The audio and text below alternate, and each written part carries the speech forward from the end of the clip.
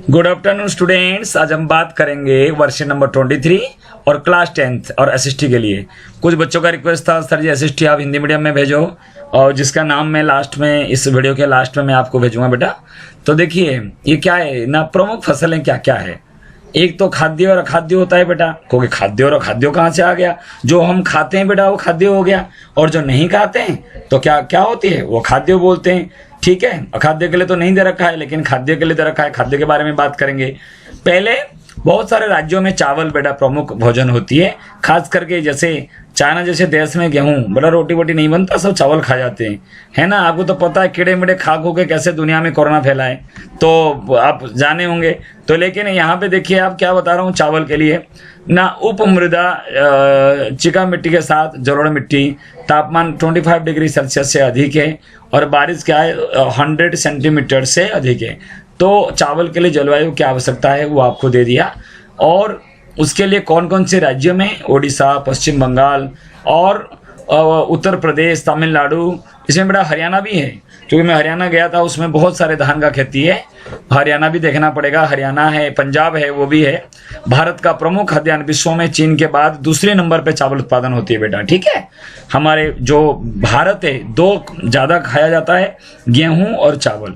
इडली बिडली बेटा बना लेते हैं, अलग चीज़ है। अलग अलग राज्यों में अलग अलग खाना है बेटा, उसको हम नहीं कमेंट कर सकते, लेकिन अलग अलग राज्यों, जो अलग अलग राज्यों देखोगे कहीं तो 3 टाइम चावल खाते हैं। जैसे ओडिशा, पश्चिम बंगाल 2 टाइम 3 टाइम चावल खा लेते हैं। जैसे हमारे दिल्ली है 2 टाइम चावल हो जाती है, मतलब सॉरी 2 टाइम आपका रोटी हो जाता है।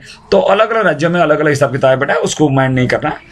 तो आप दूसरी देखो क्या होता है, ये जो गेहूं के लिए क्या जलवायु है, कौन कौन से राज्यों में ये, और भारत का दूसरा प्रमुख फसल ये भी है।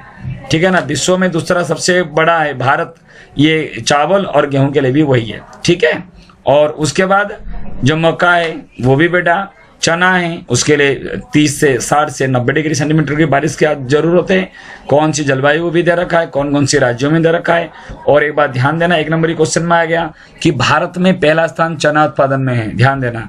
और मक्का प्रमुख है, मोटे अनाजों में ज्वार बाजरा मक्का प्रमुख है। ज्वार भारत की तीसरी प्रमुख फसल है, ये दोनों दूसरे में है और ये हो गया तीसरी है। ठीक है, और विश्व में चना उत्पादन में भारत का पहला स्थान है। और मूंगफली के लिए कुल तिलहन उत्पादन का आधा भाग मूंगफली से प्राप्त होती है।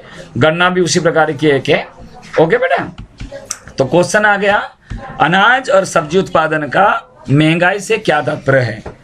बेटा पेट्रोल बढ़ जाती है, अब ट्रक वगैरह से आता नहीं है माल, जो यूपी, हरियाणा, पंजाब, तो उससे क्या होता है हमारे मंडी में सब्जियों कम हो जाती है, जिसके कारण क्या होती है ना महंगाई बढ़ जाता है।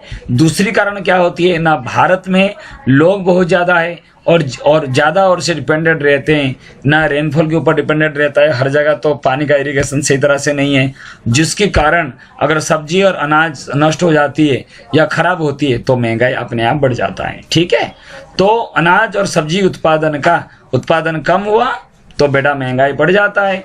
आप देखे होंगे साल में प्याज की क्या रेट था, 80 रुपये। अभी आप देखो हर सब्जी का रेट क्या है, 50, 60, 70 रुपये किलो है। देख रहे हो ना बेटा, इसका मतलब क्या है, कहीं बाढ़ हो गया, कहीं कम उत्पादन हुआ, उससे डायरेक्टली महंगाई के ऊपर फर्क पड़ता है।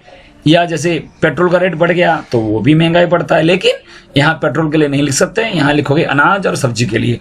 वो डायरेक्टली इनडायरेक्टली क्या होती है ना, जैसे बड़े बड़े सिटी होती है वहाँ तक भी अलग से आते हैं, तो वहाँ आते हुए क्या होता है ना, वहाँ से होता क्या है ना, वो महंगाई होता है। आप सबसे अधिक किस अनाज का प्रयोग करते हैं, जो आप खाते हैं उस अनाज के बारे में आप लिखेंगे कि आप सबसे अधिक आप किस गेहूं या चावल का जो आप खाते हैं उसका प्रयोग आप करते हैं। किन्हीं 2 नगदी फसल का नाम लिखो।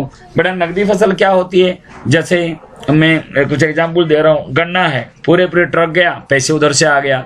ठीक है, और नगदी फसल क्या होता है, चाय हो गया, और आपका क्या हो गया ना, कॉफी हो गया। ये सारे जो फसल आप देखोगे ये सब बोलते हैं हम नगदी फसल है। कॉफी है, रबर है, कटन है, जूट है। ओके, जूट, तो ये सारे जो होती है नगदी फसल में आता है। कोई 2 है आप लिख दोगे, दोबारा सुन लो बेटा, गन्ना हो गया आपका, दूसरा हो गया चाय हो गया, कॉफी हो गया, रबर का भी है, लेकिन रबर एक ओके, ये जो खाद्यान्न के ऊपर तो आएगा नहीं, तो आप वो ऑयल सीड वगैरह हो गया, तो ये सब चीजें आप लिख सकते हो। ठीक है, नगदी फसल। उसके बाद आपका आ जाएगा, उसके बाद आपका क्या आता है बेटा ना, दूसरा जो आपका आता है वो आप देख लो क्या अपने घरों में प्रयोग होने वाले कुल तिलहनी फसलें। बेटा आप रिफाइन यूज करते हो, सनफ्लावर यूज करते हो, उसका तेल, सरसों का तेल यूज करते हो, तो उस प्रकार की। और क्या होता है आपका ना, आपका सोयाबीन तेल यूज करते हो, सनफ्लावर यूज करते हो, है कि नहीं, और मस्टर्ड ऑयल यूज करते हो, कोकोनट यूज करते हो। ये सारे जो होता है वो सब तिलहन में होता है। जो मैंने बताया उसकी हिंदी आप लिख सकते हो बेटा। मैंने क्या बताया, पाल्म का यूज कर सकते हो, सनफ्लावर का यूज करते हो, सूरजमुखी, है ना, और many other crop such as क्या है, कोनोला, मस्टर्ड ऑयल, ये सारे चीज बेटा यूज कर सकते हो। सरसों यूज करते हो आप, ठीक है। इस सब फसलों को हम तिलहनी फसल कहते हैं। तो बेटा जरूर, और इसको मैं क्या बताऊं बेटा, ओके बेटा।